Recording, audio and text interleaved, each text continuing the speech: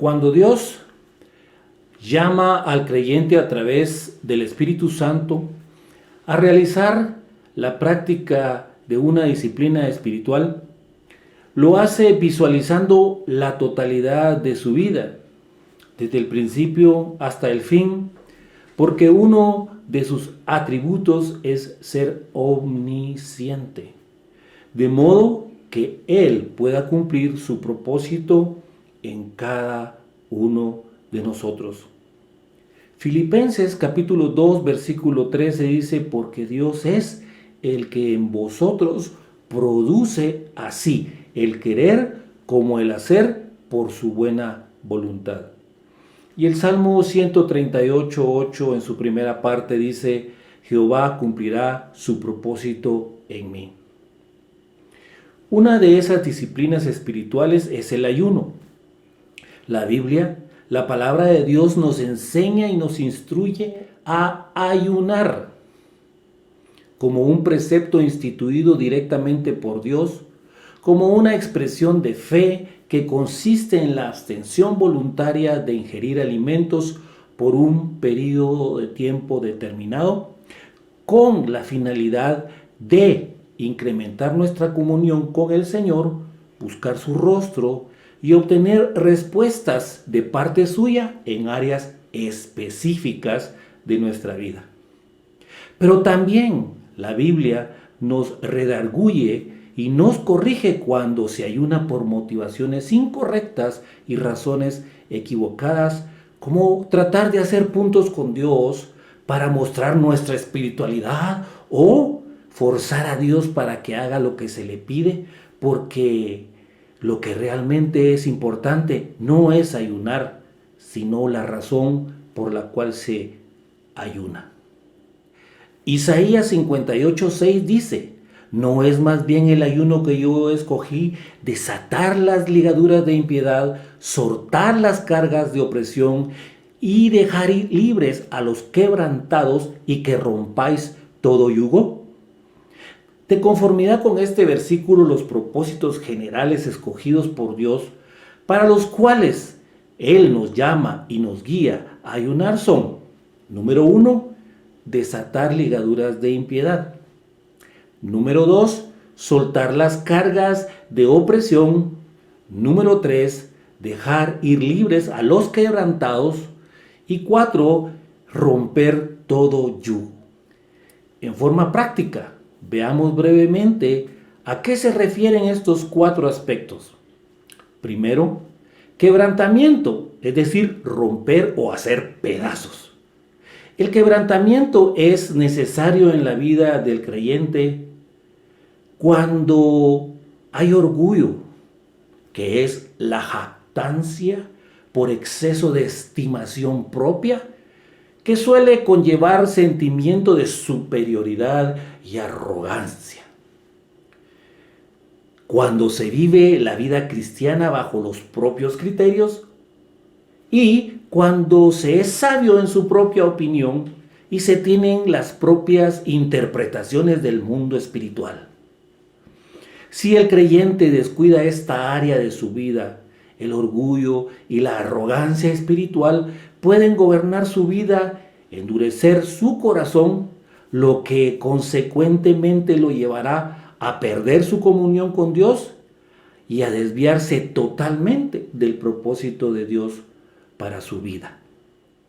Isaías capítulo 57 versículo 15 dice: porque así dijo el alto y sublime, el que habita en la eternidad y cuyo nombre es el Santo.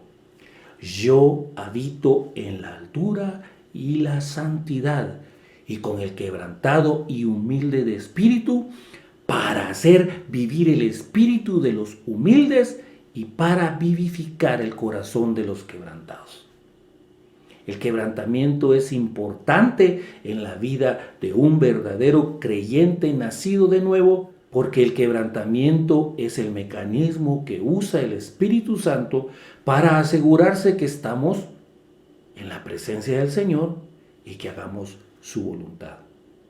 El Salmo 10, versículo 17 dice: El deseo de los humildes oíste, oh Jehová. Tú dispones su corazón y haces atento tu oído. El quebrantamiento es importante porque es a través del quebrantamiento que el Espíritu Santo nos mantiene conscientes si nuestra conducta es sincera o no delante del Señor. El Salmo 51, versículo 17 dice: los sacrificios de Dios son el espíritu quebrantado. Al corazón contrito y humillado no despreciarás tú, oh Dios. El segundo aspecto que tenemos que considerar es el cambio de actitud. Convertir o mudar la disposición de ánimo al cambio de actitud también se le llama arrepentimiento, que es la acción que el creyente experimenta cuando reconoce que ha ofendido a Dios y ha transgredido sus preceptos. El Salmo 41, versículo 4 dice: yo dije, Jehová, ten misericordia de mí, sana mi alma, porque contra ti he pecado. El Salmo 51, 4 dice: contra ti solo he pecado y he hecho lo malo delante de tus ojos. El Espíritu Santo nos hace conscientes de la necesidad de cambiar nuestra actitud de vida. Cambiar nuestra actitud ante la vida cristiana que estamos llevando, la que puede haberse estancado y no mostrar ningún progreso.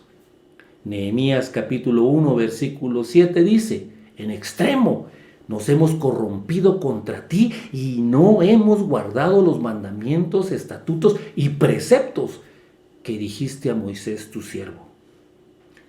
La corriente social, los parámetros culturales, la costumbre o hábitos adquiridos de hacer cosas erradas hacen que como creyentes lleguemos a pensar y sentir que la práctica de esas cosas erradas que ofenden a Dios y transgreden sus preceptos, pues son normales. Y eso nos aparta totalmente de Él y por lo tanto nos limita para disfrutar la vida abundante y la supereminente grandeza de Dios y su poder y la operación de su fuerza en nuestras vidas. Como dice Juan 10:10, yo he venido para que tengan vida y la tengan en abundancia. Y como dice Efesios capítulo 1, versículo 19, y cual la supereminentemente grandeza de su poder para con nosotros, los que creemos según la operación del poder de su fuerza. El tercer aspecto es la liberación, que es la acción de Dios mediante la cual su Hijo, nuestro Señor Jesucristo, nos pone en libertad. A toda persona nos pone en libertad si se arrepiente de su condición de pecador y recibe a su Hijo como su Señor y Salvador. Lucas capítulo 4, versículo 18 dice: el Espíritu del Señor está sobre mí por cuanto me ha ungido para libertar a los cautivos y dar libertad a los oprimidos. Juan capítulo 8, versículo 36 dice: si el Hijo os libertare, seréis verdaderamente libres. El deseo del Señor es ver a su pueblo libre, que vivamos en libertad, libres de la esclavitud del pecado, y por eso vino Jesucristo a este mundo, para deshacer las obras del diablo, y Él se regocija en ver a sus hijos libres. Juan capítulo 8, versículo 32 dice: y conoceréis la verdad, y la verdad os hará libres.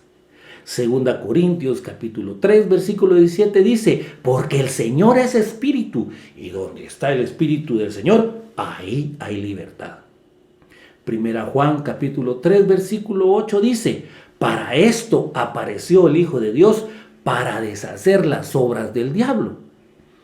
Todo verdadero creyente nacido de nuevo experimenta la necesidad de ser liberado cuando reconoce que en su vida existen fortalezas que le oprimen, fortalezas que le afligen, produciéndole molestias, fortalezas que producen sufrimientos físicos que llevan consigo tristeza, angustia, preocupación, inquietud o pesadumbre.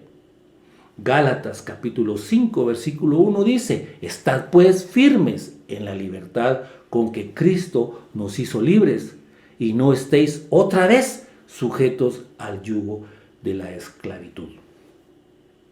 El ayuno es un arma poderosa en Dios para destrucción de cualquier clase de fortaleza, que nos impide orar, alabar, adorar, leer la palabra, ayunar, que nos hacen sentir culpa y temor, como todas aquellas circunstancias en nuestra vida de debilidad que son concupiscencia, utilizadas por el enemigo de nuestras almas para no permitir que llevemos una vida en obediencia y en santidad. Segunda Corintios capítulo 10 versículos 3 al 5 dice: pues aunque andamos en la carne, no militamos según la carne, porque las armas de nuestra milicia no son carnales, sino poderosas en Dios para destrucción de fortalezas, derribando argumentos y toda altivez que se levanta en contra del conocimiento de Dios, y llevando cautivo todo pensamiento a la obediencia a Cristo. Es un hecho interesante de reflexión que es el mismo creyente el que abre las puertas para estar sometido bajo la influencia del poder, de la opresión y de la aflicción del maligno. Y que es el mismo creyente quien, al arrepentirse y pedir perdón, puede cerrar esas puertas y ser liberado por Dios. Lo que trae como consecuencia que le sea quitado al maligno el derecho que el mismo creyente le había otorgado y que tenía sobre él hasta ese momento. Romanos capítulo 6 versículo 22 dice: mas ahora que habéis sido libertados del pecado y hechos siervos de Dios, tenéis por vuestro fruto la santificación y como fin la vida eterna. El cuarto aspecto a considerar es la dirección. Uno de los propósitos más hermosos de Dios cuando nos lleva a ayunar es enderezar nuestras vidas para llevarlas rectamente.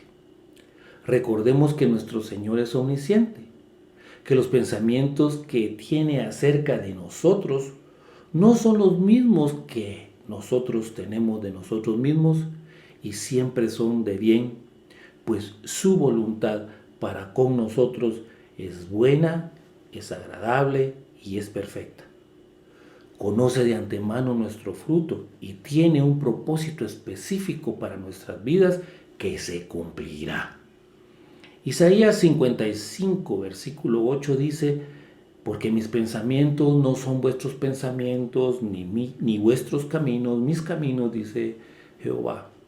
Jeremías 29, 11 dice: porque yo sé los pensamientos que tengo acerca de vosotros, dice Jehová, pensamientos de paz y no de mal, para daros el fin que esperáis.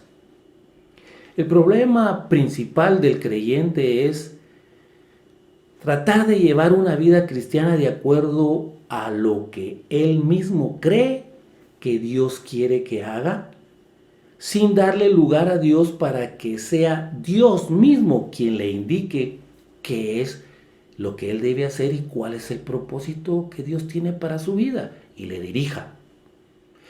El Salmo 119, versículo 35 dice: guíame por la senda de tus mandamientos, porque en ella tengo mi voluntad.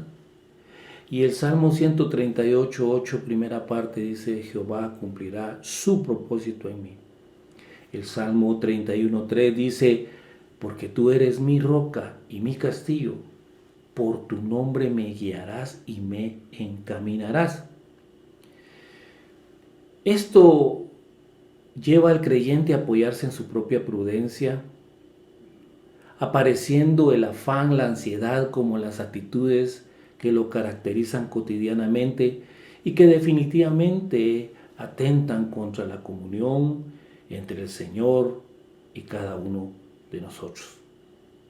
El afán y la ansiedad en la vida de las personas se manifiestan por el trabajo excesivo, congoja, fatiga, penalidades, apuros, empeño, pretensiones, deseos y anhelos vehementes, prisa, premura, ansiedad, que mantienen a la persona en un estado de agitación, inquietud, desazón, ánimo que produce inseguridad, incertidumbre sobre lo que conviene o no conviene hacer, y que generalmente es acompañada por enfermedades como la neurosis, manteniéndolos en un estado permanente de desasosiego. Debemos dejar que el Señor, a través del Espíritu Santo, guíe nuestras vidas. Romanos capítulo 8, versículo 14 dice: porque todos los que son guiados por el Espíritu de Dios, estos son hijos de Dios. El quinto aspecto a considerar es la fortaleza. El espíritu del hombre toma fuerza y vigor al debilitarse la carne y sus deseos. Y es el ayuno el instrumento mediante el cual Dios proporciona al creyente la oportunidad de crecer y ser espiritualmente fortalecido, tal como lo hizo nuestro Señor Jesucristo en el desierto. Mateo capítulo 4 versículos 1 y 2 dice: entonces Jesús fue llevado por el Espíritu al desierto para ser tentado por el diablo, y después de haber ayunado 40 días y 40 noches tuvo hambre.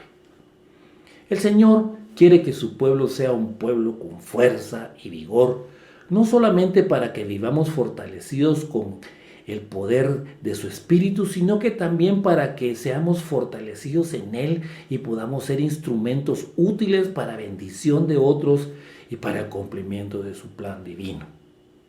Efesios capítulo 3, versículo 16 nos dice: para que os dé conforme a las riquezas de su gloria el ser fortalecidos con poder en el hombre interior por su Espíritu. Algunas veces las situaciones adversas de la vida, mediante las cuales se aprende y se madura, son cargas que el creyente cree que no va a superar porque exceden sus fuerzas, su control y su manejo. Situaciones que se convierten en aflicción, angustia, causan molestia, tristeza, preocupación, inquietud, pesadumbre, depresión, congoja, ansiedad, temor opresivo sin causa precisa, sensación de dolor, sufrimiento, generalmente acompañado de enfermedades, sofoco, opresión en la región abdominal, náuseas que mantienen al creyente en un estado permanente de temor y de preocupación.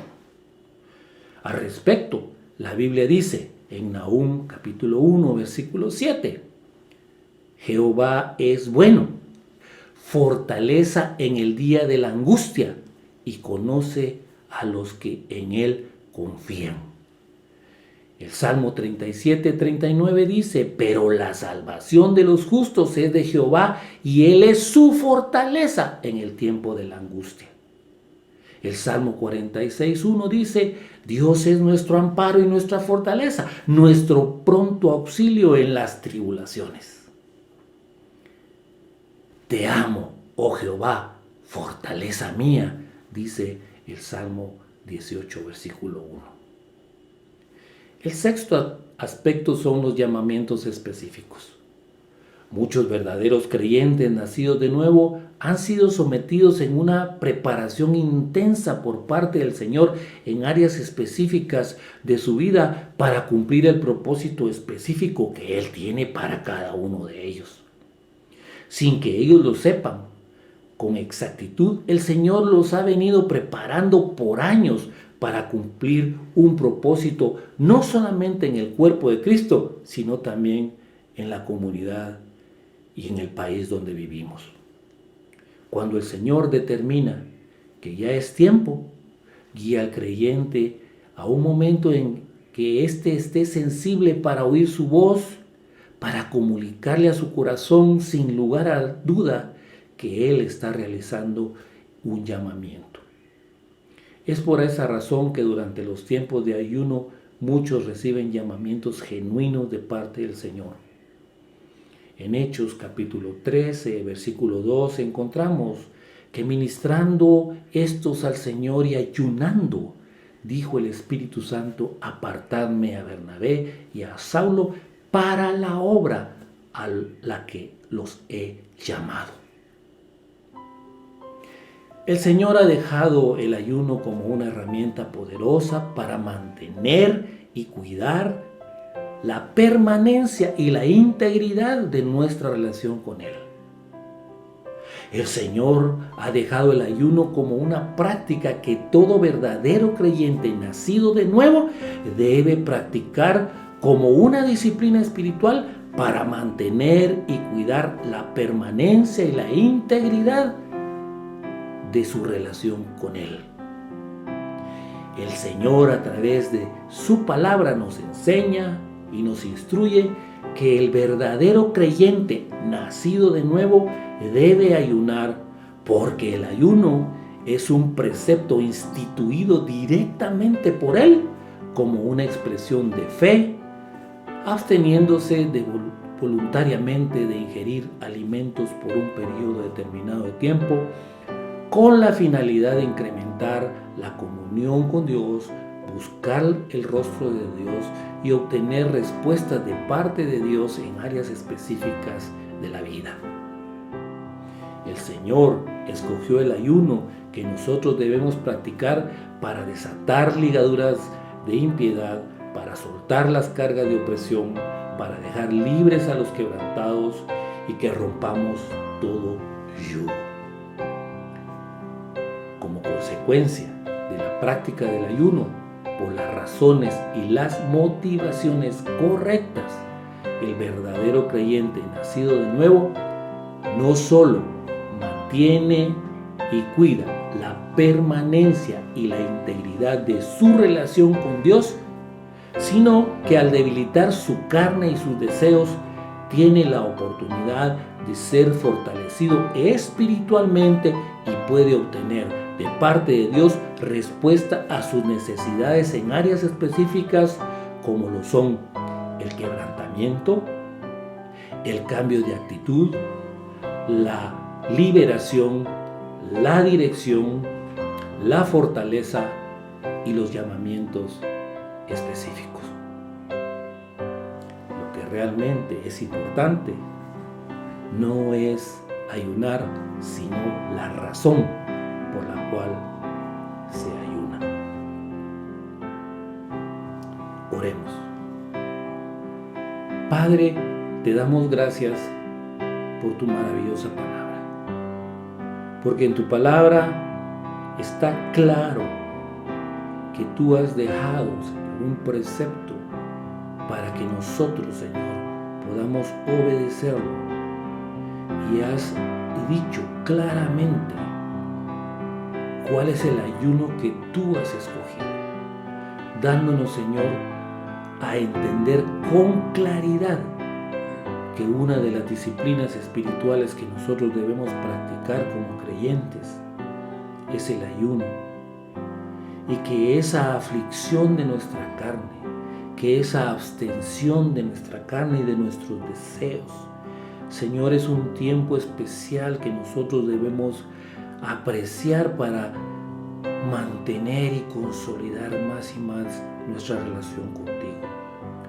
Padre, permite que nosotros podamos practicar el ayuno como una expresión no solamente de fe, sino de obediencia a ti, y que entendamos que es una arma poderosa para poder mantener nuestra comunión contigo y recibir respuestas específicas en áreas de nuestra vida, y que no solamente nos traen un beneficio espiritual, sino también nos traen beneficios en nuestra salud y beneficios, Padre, cuando lo practicamos en comunión con otros hermanos y hermanas.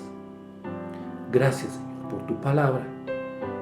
Y, Señor, gracias porque hemos aprendido que es importante ayunar, pero es mucho más importante saber el motivo correcto y hacerlo por la razón correcta y ayunar en ese sentir. En el nombre de Jesús.